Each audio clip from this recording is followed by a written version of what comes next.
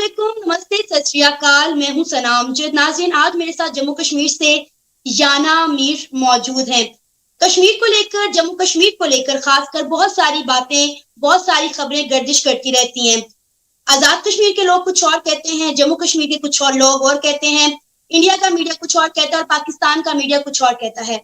तो आज हम याना मीर से बात करेंगे कि वो जम्मू कश्मीर में कब से रह रही हैं और वहां पर उनके उनका रहने का एक्सपीरियंस कैसा है, वहां पे क्या सच है और क्या झूठ है, आज इनसे जानेंगे। अस्सलाम वालेकुम। वालेकुम अस्सलाम सना। कैसी हैं आप? बस अल्हम्दुलिल्लाह रोजे चल रहे हैं और बाकी काम से मसरूफ रहते हैं और उसके अलावा सब रेगुलर, जैसे हम अच्छा, कश्मीरी में बोलते हैं पकान कड़ान दुआ दुआ। मैं चाहूंगी सबसे पहले आप हमारी ऑडियंस को अपना इंट्रोडक्शन करवाएं कि आप कब से इस फील्ड में हैं। देखिए जर्नलिज्म मैंने शुरू किया, मैं आपको सच बात बताऊं, मैं मुंबई में जॉब कर रही थी, लेकिन जब कोविड की वजह से मेरी कंपनी को शट डाउन होना पड़ा, तब मैंने सोचा कि वापस मैं अपने होमलैंड की तरफ रुख करूं। मैं कई सालों से जो है कश्मीर से बाहर ही रही हूँ, हालांकि नेटिविटी यही की है, लेकिन मैं बाहर ही रही हूँ। तो मैंने सोचा कि इस तरफ मैं रुख करूं। जब कोविड के वक्त में बहुत सारे कश्मीरी ऐसे थे जो बाहर नौकरियां करते थे, लेकिन उनको उन कोविड के इम्पैक्ट की वजह से वापस कश्मीर आ जाना पड़ा, तो मैं भी उनमें से कुछ हूं। तो वापस आने के बाद जब मैंने देखा कि what are the kind of changes that are taking place, क्योंकि अभी अभी रिसेंटली आर्टिकल 370 जो है वो एब्रोगेट हुआ था। उससे पहले जो है पुलवामा में अटैक हुआ था, तो उसका एक एडवर्स रिएक्शन आया था रेस्ट ऑफ द इंडियंस की तरफ से टुवर्ड्स कश्मीरीज। तो बहुत सारी ऐसी इम्पैक्टफुल चीजें हुई थी। उसके बाद कोविड हो गया और उसके बाद मैं वापस आई, तो मैंने सोचा कि क्यों ना जर्नलिज्म करके रेस्ट ऑफ द इंडियंस जो एक तरह से उस टाइम पे बहुत ही आइसोलेटेड था कश्मीर, एक तरह से आप कह सकते हैं कट ऑफ था रेस्ट ऑफ द इंडिया से। अच्छा। तो मैंने सोचा कि why not start bringing the positive stories of Kashmir, क्योंकि एक ट्रेडिशन सा बन गया था कि हर बार जो है कश्मीर से जो जर्नलिज्म के नाम पे सिर्फ नेगेटिव स्टोरीज निकलती थी। जाहिर सी बात है, कोई भी अगर सोसाइटी है उसमें पॉजिटिव और नेगेटिव दोनों किस्म की न्यूज होती है। कहीं कुछ अच्छा होता है तो कहीं कुछ बुरा भी होता है।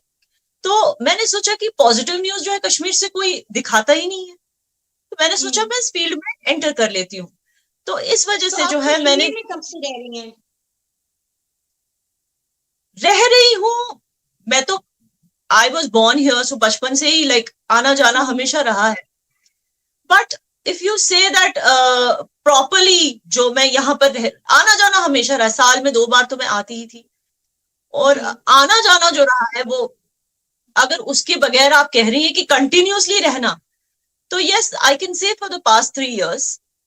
और आने जाने में भी आई टेल यू, काफी टाइम तक हम यहाँ रहा करते थे। हमारे दोस्त रिश्तेदार सब यहाँ पर हैं, और कश्मीर के जो अलग अलग फेजेस हैं उन सबको मैंने देखा है वाइल ग्रोइंग अप। हर एक अच्छा। फेज को मैंने देखा जी। अच्छा, फिर इससे अच्छी बात क्या हो सकती है कि आपसे अच्छा एक्सपीरियंस कश्मीर के हवाले से कोई और शेयर नहीं कर सकता। अच्छा, सबसे पहले मैं आपसे ये जानना चाहूंगी कि कश्मीर में सहाफत करना कितना आसान और कितना मुश्किल है? um, अगर आप सचमुच सहाफत ही कर रहे हैं, सहाफत के बगैर और कुछ नहीं कर रहे हैं, तो बहुत ही ईजी है। In fact Kashmir is the hub of news. यहाँ रोज कुछ ना कुछ लॉन्च हो रहा है, कोई ना कोई स्कीम आ रही है, गवर्नमेंट कोई ना कोई ऐसी चीज कर रही है जिससे लोगों को बेनिफिट हो रहा है। अच्छा, इससे पहले also it was the hub of news 370 के हटने से पहले, क्योंकि रोज कुछ ना कुछ, मतलब यहाँ पर या तो स्टोन पेल्टिंग के किस्से, या फिर कोई टेररिस्ट अटैक, ये सारी चीजें होती थी। तो एक तरह से कश्मीर न्यूज हब है, चाहे वो बैड न्यूज का हब हुआ करता था या अब गुड न्यूज का हब बन चुका है।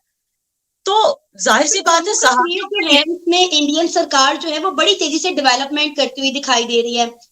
आपको इसमें कितनी सदाकत लगती है? क्योंकि जब हम यहाँ पर लोगों से बात करते हैं तो लोग कहते हैं ये सिर्फ स्टोरीज हैं, ये सिर्फ खबरों में दिखाया जा रहा है, इसमें कुछ रियलिटीज नहीं है।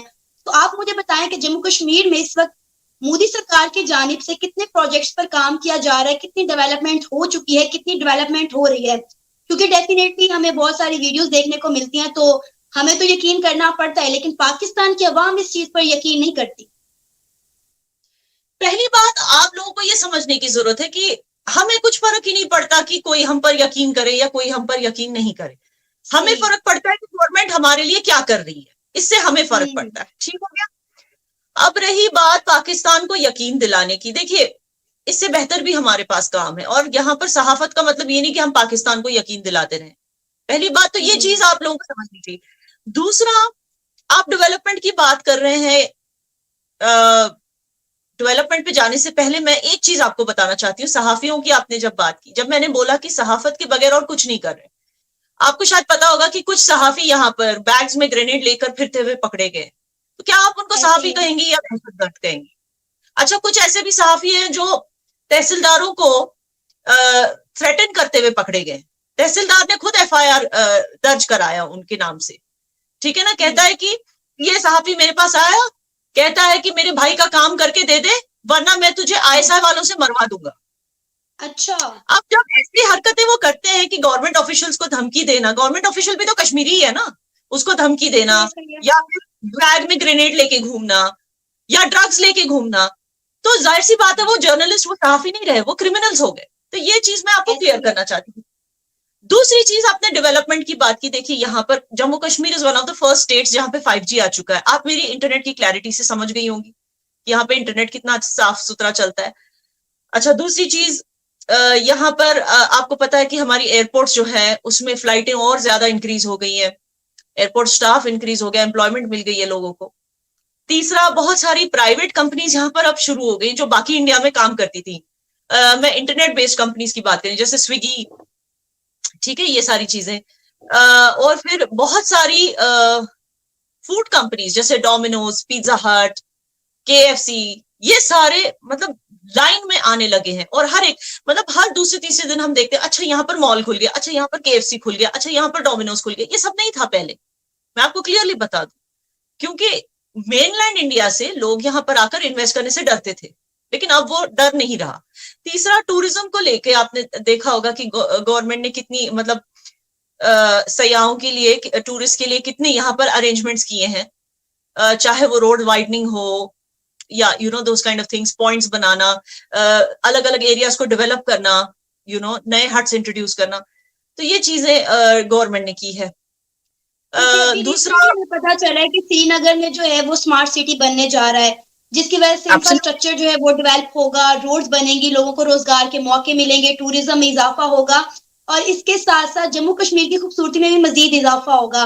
तो नो डाउट की चीजें हमारी नजर से गुजरती रहती है कि किस तरह जो है वहाँ की सरकार जम्मू कश्मीर में डेवलपमेंट कर रही है। अच्छा, मुझे ये बताएं कि वहां पर जम्मू कश्मीर में रहने वाले कश्मीरियों का क्या रद्द अमल होता है जब वहां पर इस तरह से डेवलपमेंट की जाती है? क्योंकि हमने हमेशा एक ही चीज सुनी है कि कश्मीर जो है वो एक आजाद और खुद मुख्तार रियासत बनना चाहता है। जब इंडिया वहां पर डिफरेंट प्रोजेक्ट्स पर काम करता है, डेवलपमेंट करता है, तो वहां के लोगों का, कश्मीरियों का रद्द अमल क्या होता है? नहीं, first of all please clarify, रद्द अमल का क्या मतलब होता है? बिकॉज रद्द मतलब अमल का रिएक्शन मतलब आप बोल रहे रिएक्शन। रिएक्शन। हो? Okay, so because Urdu is not our main language, या तो कश्मीरी या तो हिंदी या फिर इंग्लिश। सो जी, रिएक्शन तो देखिए क्या होता है। पहले ये होता था कि जब लोकल गवर्नमेंट्स थी यहाँ पर, इट इज वेरी अनफॉर्चुनेट, 370 के हटने से पहले जब लोकल गवर्नमेंट्स थी, तब भी जो है मेनलैंड इंडिया की, like the central government always wanted कि Kashmir should develop more and more, because वो जाहिर सी बात है कि इंडिया के लिए सबसे ज्यादा टूरिज्म रेवेन्यू अगर आता तो कश्मीर से, तो वो हमेशा यही चाहेंगे ना कि कश्मीर डेवलप्ड ही रहे, ताकि और ज्यादा टूरिज्म और ज्यादा रेवेन्यू हो। लेकिन अनफॉर्चुनेटली डेवलपमेंट के लिए जो भी फंड्स आते थे, वो आप समझ सकते हो उनकी फंड्स की एम्बेजलिंग होती थी। ठीक है ना। ये सियासी लीडरान क्यों चाहते, जो लोकल सियासी लीडर हैं, वो क्यों चाहते हैं कि 370 वापस आए? क्यों? 370 की वजह से आवाम को कोई फायदा नहीं होता था। आवाम के लिए इसमें कोई मुफाद नहीं है। फायदा इतना होता था कि 370 की वजह से, और 35A रिमूव होने के बाद वहां पर काफी फर्क पड़ा है। तो वही मैं बता रही हूँ, 370 की वजह से क्या है, इन लोगों पे वो रिस्पॉन्सिबिलिटी नहीं थी कि उनको फंड्स की ट्रांसपेरेंसी दिखानी थी। तो अब जैसे बाकी स्टेट्स हैं, उनके सीएम्स को दिखाना पड़ता है कि भाई सेंटर से आए हुए फंड्स का हमने क्या किया, इनको दिखाना जरूरी नहीं होता था। तो आप समझ सकती हैं, इस वजह से जो है कश्मीरी आवाम भी वो बहुत नाखुश थी, मायूस थी। वो कहती थी कि यार कोई हमारे लिए कुछ करता ही नहीं। अब 370 के हटाने से क्या है, फंड्स में ट्रांसपेरेंसी आ गई है, तो वो फंड्स यूज हो रहे हैं कश्मीर के डेवलपमेंट के लिए। तो धीरे धीरे जो लोगों की वो ख्वाहिश थी कि हम खुद मुख्तार होंगे, वो खत्म हो रही है, क्योंकि उनको लग रहा है कि इंडियन गवर्नमेंट हमारे लिए सब कुछ कर रही है। ये चीज है। अच्छा, मुझे आप ये बताएं कि आपको क्या लगता है कि ये कश्मीर का मसला कब तक हल होगा? क्योंकि हम बचपन से ये देखते आ रहे हैं कि पाकिस्तान और इंडिया के दरमियान जो सबसे बड़ा मसला है वो मसला कश्मीर है, जिसके हल ना होने की वजह से दोनों मुल्कों के दरमियान जो ताल्लुकात हैं वो हल नहीं हो पा रहे। तो क्या लगता है हमारी आने वाली जो यूथ है, जो हमारी आने वाली नई जनरेशन है, क्या वो इस आजाद कश्मीर के मसले को हल होता देखेगी, या इसी तरह उन्हें भी इन्हीं मसाइल को देखना पड़ेगा? देखिए, हल, जैसे मैंने कहा, हल होने के लिए बहुत जरूरी है कि सच्चाई को कबूल करना सीख जाओ। जब आपको कोई चीज दिखाई जाती है हमारे यहाँ से, तो उसको गोदी मीडिया या इस तरह की चीजें बोलना, जब तक आपको वो ट्रस्ट इश्यूज होंगी तब तक चीजें चेंज नहीं होगी। ट्रस्ट इश्यूज को पहले कंट्रोल करना है, ठीक है ना। जब आपको इस चीज पे यकीन करना है, जब कोई कश्मीर से आके बोलते हैं कि भाई हम यहाँ बहुत खुश हैं, अरे नहीं, आप you must be paid by RSS, you must you maybe you're not Muslim, maybe you're not Kashmiri, maybe you're not, इस तरह की चीजें, पहले तो इसको लिविंग इन डिनाइल मोड, इसको बंद कर दीजिए। अभी कुछ दिन पहले की खबर है कि जम्मू कश्मीर के अंदर एक मेगा जॉब फेयर लगा, जहां पर 3000 से ज्यादा जॉब वैकेंसीज दी गई वहां के जम्मू कश्मीर के लोगों को, और 120 से ज्यादा इंडियन कंपनी ने वहां पर पार्टिसिपेट किया। यकीन करें, मैंने आज तक ये सूरत हाल कभी पंजाब में भी नहीं देखी। मैं पाकिस्तान पंजाब लाहौर में रहती हूँ, और आज तक कभी यहाँ पर जॉब फेयर नहीं लगा। यहाँ पर हमारी पढ़ी लिखी आवाम जो है, पढ़ी लिखी यूथ जो है, वो डिग्रियां लेकर घरों में बैठी हुई है कि जॉब्स नहीं है, फैसिलिटीज नहीं है। जी, आपने साथ ही साथ ये जॉब फेयर का आपने अच्छा जिक्र किया, साथ ही साथ आप देखिए अग्निवीर का जब रिक्रूटमेंट प्रोग्राम चल रहा था, कितने सारे कश्मीरियों ने उसमें ये किया, एप्लीकेशन दिया। अरे कितने सारे कश्मीरी युवा जो हैं, नौजवान, वो इंडियन आर्मी ज्वाइन करते हैं। तो देखिए, ये चीज जो है, हमें यकीन नहीं होता, कुछ ही लोग हैं, ये चीज गलत है। और जो आप कह रही है ना कि उन्हें वहां आने दिया जाए फिर वो यकीन करेंगे, नहीं सना, वो अगर उनको यकीन नहीं करना, वो फिर भी नहीं करेंगे। अब जैसे हमारे यहाँ इंडिया में ही कुछ ऐसे सहाफी हैं, मैं आपको बता दूं, जैसे आरफा खानम शेरवानी। अब वो इस काम में लगे हुए हैं कि किस तरह से मोदी गवर्नमेंट को गिराया जाए, क्योंकि शायद वो अपोजिशन के साथ काम करते हैं। मैं आपको एग्जांपल दे रही हूँ, ठीक है ना। अब उसको, जब वो आई थी कश्मीर, उसको कश्मीर में कम से कम हजारों लोगों ने बोला होगा कि हम नए कश्मीर में बहुत खुश हैं, मगर वो गई, उसने वो सारे वीडियोस रिलीज नहीं किए। मैं पर्सनली कुछ लोगों को जानती हूँ जिन्होंने उसको खुल के बोला कि हम बहुत खुश हैं कश्मीर, लेकिन उसने वो वीडियोस रिलीज नहीं। वो फिर भी गई, वो यहाँ पर कई दिनों तक रही, वो गई ढूंढते ढूंढते किसी गली कोपचे में कि एक तो कश्मीरी मिल जाए जो इंडियन गवर्नमेंट के खिलाफ कुछ बोले, और उसको मिल गया। कोई बुजुर्ग इंसान था, शायद वो सचमुच खफा था किसी चीज से, शायद उसको कोई कंप्लेन होगी, तो उसने इतना ही बोला उसको ऑन द माइक कि आपको तो पता है कैसे हालात हैं, अब क्या बोले, अब कुछ बोलेंगे तो हम हमारे साथ बुरा हो। अब उसने शायद उस मूड स्विंग में या गुस्से में, शायद उसको कोई सचमुच ग्रीवेंस होगी, तो उसने ऐसे बोला। अब आरफा खानम ने सिर्फ वही वीडियो रिलीज की, ये दिखाने के लिए कि कश्मीरी खुश नहीं है। तो ये जो है, अगर आपके सहाफी आपके यहाँ से इस तरफ आएंगे, वो भी यही करेंगे, एक्सेप्ट फॉर अ फ्यू। जैसे आप जो है रिफॉर्मिस्ट है, आप चाहती है कि दोनों देशों में सुलह हो और दोनों देशों में एक दूसरे के लिए जो है नेगेटिव फीलिंग्स ना हो, ये आप चाहती हैं, I can see that. But बहुत सारे सहाफी है पाकिस्तान में जो आपके ऑपोजिट सोचते हैं, तो वो क्या करेंगे, वही हरकत जो आरफा खानम ने की, वो यहाँ पर आकर वही हरकत करेंगे। जी, अच्छा, कश्मीर में क्या वाकई में लोगों पे कोई जुल्म और ज्यादती नहीं होती? वो पूरी तरह से आजाद जिंदगी गुजारते, उन्हें हर तरह की फैसिलिटीज दी जाती है? किन फैसिलिटीज की बात करें? बिजली, पानी, इंटरनेट, काम करने की आजादी, इबादत करने की आजादी, और क्या होता है? इसके अलावा भी कुछ होता है तो बताइए। सारी आजादी मुझे पता है, क्योंकि मैं खुद एक सहाफी हूँ, और जब मैं किसी चीज के ऊपर वीडियो करती हूँ तो डेफिनेटली मैं उसकी तस्दीक करके वो वीडियो करती हूँ। तो मैंने तो ये चीजें अपनी नजरों से देखी हुई है, इस पे मैं बहुत सारी वीडियोस, बहुत सारे प्रोग्राम्स भी कर चुकी हूँ। बेसिकली कहा जाता है कि वहां के लोगों को जो है वो जेल की तरह रखा जाता है। वहां पर बहुत सारे जो इंडिया से हिंदू आके जम्मू कश्मीर में रह रहे हैं, जिसकी वजह से कश्मीरी अब वहां पर नहीं रह गए, वहां पे सिर्फ जो है इंडियंस है, इसलिए उसका एक अच्छा इमेज पोर्ट्रे किया जाता है। देखिए ये चीज तो अनफॉर्चुनेटली पीओके में हुई है कि पीओके में सिर्फ 8% ही कश्मीरी रह गए, बाकी सारे जो है पंजाब और पश्तूनिस्तान और इधर उधर से आकर बस गए हैं वहां पर। ठीक है ना, तो वहां की डेमोग्राफी साथ साथ सिंध की जैसे डेमोग्राफी चेंज हुई, मुहाजिरों को लाकर वहां सेटल कर दिया। पंजाबीज की पॉपुलेशन वहां 10 से 15% है, 10 से 12% पश्तून वहां रहते हैं। तो जैसे सिंध की डेमोग्राफी खत्म कर दी आप लोगों ने, जैसे पीओके की डेमोग्राफी खत्म कर दी, वैसे ही आप लोगों को लगता है कि शायद कश्मीर में भी ऐसे ही हो रहा होगा, but it is not true. In fact बहुत ही कुछ ही, हाँ, मैं दो चीजें आपको बताऊंगी। पहली बात तो हम अभी तक इस कोशिश में कि हमारे कश्मीरी पंडित भाई बहन जो यहाँ से निकल गए थे 89-90 में, बिकॉज एक्सोडस हुआ था उनका, सचमुच उनको डरा के धमका के मार के अजमत रेजी करके उनको यहाँ से भगाया गया। ठीक है ना, ये कश्मीरी मुसलमानों ने नहीं किया था, फॉरेन टेररिस्ट ने आके कश्मीरी मुसलमानों को भी दबाव में रखा, डरा कर रखा और यहाँ से हमारे हिंदू भाई बहनों को भगा दिया। हम आज भी उस कोशिश में है कि वो ही वापस आए। आप तो दूसरे इंडियंस की बात कर रहे हैं, हम तो उन हिंदू की बात कर रहे हैं जो खुद कश्मीरी हैं। वो खुद वापस नहीं आ रहे, अभी तक वो डरे हुए हैं, क्योंकि अभी भी कहीं कहीं दूर दराज किसी गांव में अटैक हो जाता है। मेरा ये सोचना है कि ये जो अटैक्स ये फॉरेन टेररिस्ट नहीं कर रहे, मेरा ये सोचना है कि ये सियासी अटैक्स हैं। ये इसलिए किए जा रहे हैं ताकि दिखाया जाए कि मोदी गवर्नमेंट में कश्मीर सेफ नहीं है। मुझे ऐसे लग रहा है, क्योंकि 2019 के बाद सिक्योरिटी फोर्सेस बहुत ज्यादा अलर्ट हो गई हैं बॉर्डर्स पे, तो मुझे नहीं लगता कि काम होगा फॉरेन टेररिस्ट का। मगर फिर भी अब तक कुछ प्रूव नहीं हुआ, सो आई कांट से एनीथिंग। लेकिन मैं कह रही हूँ कि इन सब चीजों की वजह से कश्मीरी पंडित खुद अभी तक डरे हुए हैं वापस आने के लिए। तो आप कैसे कह सकते हो कि दूसरे हिंदू यहाँ आकर बसे? इनफैक्ट मैं आपको बोल दूं, कुछ ऐसे थे कश्मीरी पंजाबीज, ठीक है ना, सो दे आर पंजाबी ओरिजिन के, मगर कश्मीर में बहुत सेंचुरीज से उनकी फैमिली सेटल थी, 40-40 सालों से यहाँ बिजनेस कर रहे थे। जब उन बेचारों ने जब डोमिसाइल सर्टिफिकेट अप्लाई किया, जब डोमिसाइल शुरू हो गया, उनको इनफैक्ट दहशतगर्दों ने अटैक किया, ये कहकर कि डोमिसाइल कोई नॉन कश्मीरी नहीं ले सकता। ठीक है ना, तो उन पर अभी तक उन पर जान का थ्रेट था।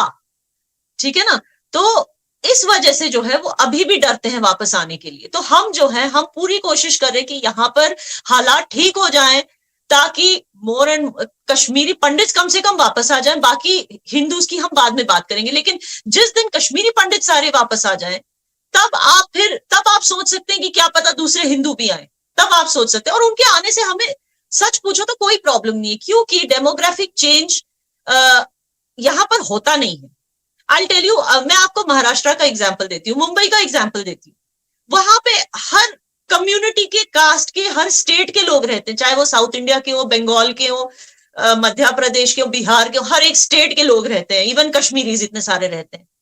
ठीक है ना, एक मुंबई शहरी ले लो, मगर फिर भी वहां पर गणेश फेस्टिवल भी अच्छे से मनाया जाता है और बाकी कम्युनिटीज भी हिस्सा लेती हैं उन फेस्टिवल्स में जो मराठी फेस्टिवल्स होते हैं। ठीक है ना, वहां पे एयरपोर्ट का नाम छत्रपति शिवाजी एयरपोर्ट ही है, चेंज नहीं हुआ। तो ऐसे जो वहां की जो कल्चरल आइडेंटिटी को कभी चेंज नहीं किया जाता, इवन अगर दूसरे स्टेट्स के लोग वहां आकर रहने लगे, ये इंडिया की खूबसूरती है।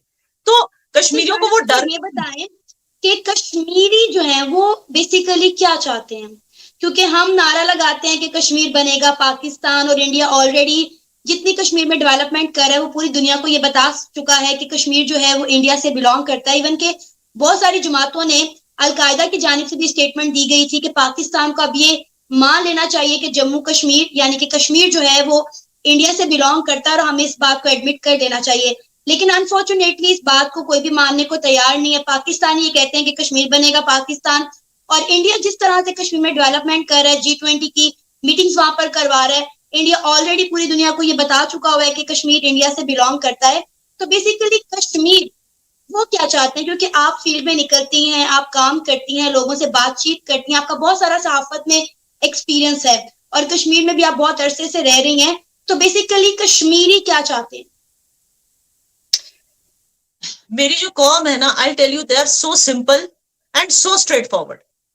ठीक है ना, बिजली, पानी, इज्जत की जिंदगी, नौकरियां और इबादत, अकीदत करने की फ्रीडम, बस आप इनको इतना दे दो, ये खुश हैं। They are not a greedy community, let me tell you. ठीक है ना, और सियासत जो है वो चाहते हैं कि सियासत में चाहे कोई भी हो, believe me, Kashmiris are very secular. उन्हें फर्क नहीं पड़ता अगर हमारा LG हिंदू है या कल हमारा CM कोई हिंदू बन जाता है, हमें कोई फर्क नहीं पड़ता। इससे हमें फर्क, हम we don't feel threatened by Hindus. ठीक है ना, let me tell you that. ये शायद आपकी माइंडसेट है, वी डोंट फील। हम बस इतना चाहते हैं सियासत में जो भी हो वो करप्ट ना हो, वो कश्मीरियों को लूटे नहीं, जो कश्मीरियों का हक है उस हक को ना लूटे। हम बस इतना चाहते हैं, इसके अलावा और कुछ नहीं चाहते। अगर हमें हमारे जो हुकूक है वो दिए जाए जो हमें दिए जा रहे हैं। जाहिर सी बात है, आप अगर इंडियन कॉन्स्टिट्यूशन को देख लें, क्या कहीं ये लिखा गया है कि जम्मू कश्मीर के लिए कॉन्स्टिट्यूशन बदला जाएगा?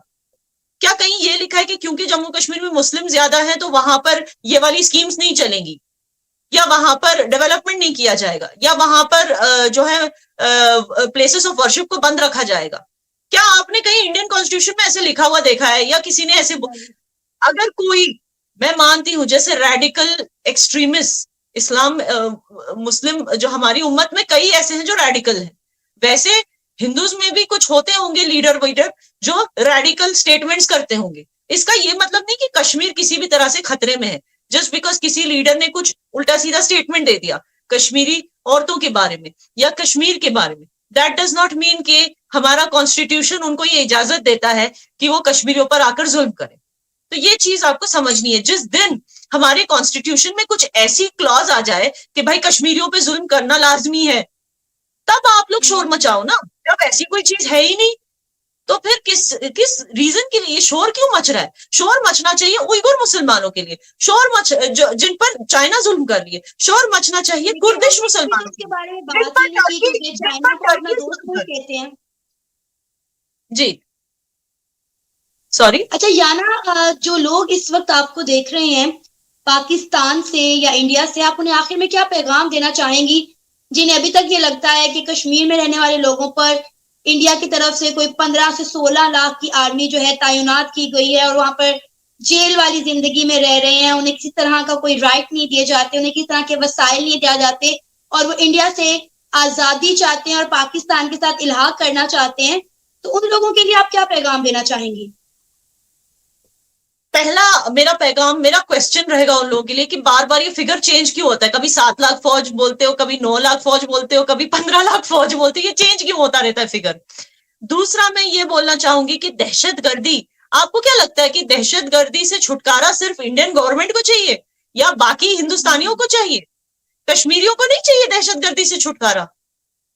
आप बिकॉज आप यहाँ आते नहीं हो, आप देख नहीं सकते कि किस तरह दुकान वाले जो हैं, जब बेचारे हमारे सिपाही जब खड़े होते हैं गन लेकर, चाहे स्नो गिर रहा हो या चाहे गर्मी हो या चाहे बारिश गिर रही हो, जिस तरह से वो हमें गार्ड करते रहते हैं, तो दुकान वाले खुद बाहर आके उनको बोलते हैं आ जाओ कुछ टाइम के लिए चाय पी लो, उनके लिए खाना ला कर देते हैं। और जो औरतें हैं, खातूनें, वो बिल्कुल, खवातीन बिल्कुल जो है सेफ फील करती हैं around them, you know.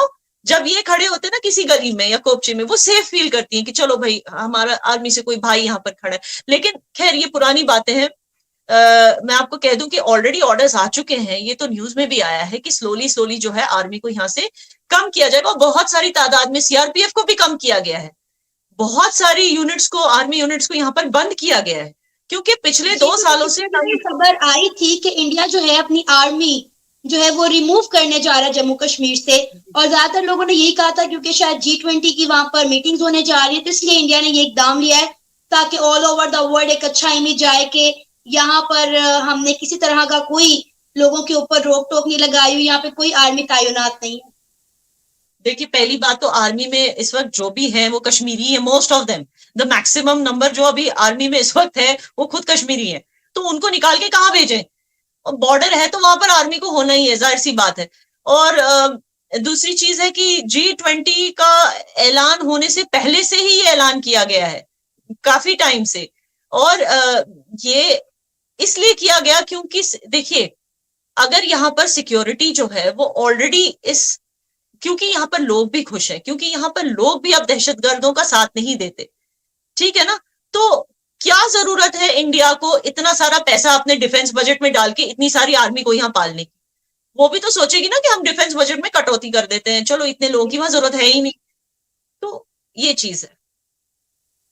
Thank you so much याना मीर। मुझे उम्मीद है कि वो लोग जिनके दिमागों में कश्मीर को लेकर बहुत ज्यादा नेगेटिव जो है वो स्टेट ऑफ माइंड बने हुए हैं, नेगेटिव सोच बनी हुई है, वो शायद तब्दील हो जाए, क्योंकि हम भी एक अरसे से इस कोशिश में लगे हुए हैं कि किस तरह दोनों मुल्कों के दरमियान जो कशीदगियां हैं उनको कम किया जाए, लेकिन अनफॉर्चुनेटली कश्मीर एक वाहिद मुद्दा है, एक मेन चीज है जिसकी वजह से इंडिया और पाकिस्तान के ताल्लुकात जो है वो बेहतर होने का नाम नहीं ले पा रहे। और बहुत सारे लोग जो कश्मीर के हवाले से झूठी और सच्ची खबरें सुनते हैं, मुझे उम्मीद है कि आपकी सारी गुफ्तगू सुनने के बाद उनकी सोच किसी ना किसी हद तक जरूर बदली होगी। तो मैं आपकी बहुत शुक्रगुजार हूँ कि आपने रमजान के इस मुबारक महीने में इतना अपना कीमती वक्त दिया हमें। Thank you so much. Thank you so much.